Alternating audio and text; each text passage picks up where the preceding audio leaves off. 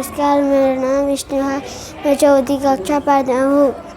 मेरा स्कूल का नाम doctor APJ Abdul Kalam English medium पाठशाला है। मैं आज विलोम शब्द बताना चाहता हूँ।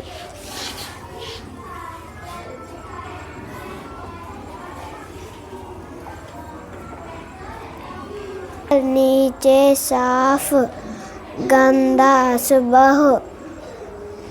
सुबह शाम दिन रात गीला सूखा। धन्यवाद। ऊपर नीचे साफ गंदा,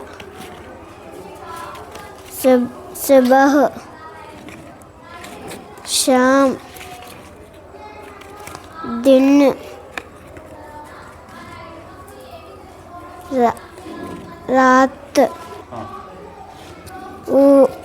थैंक यू।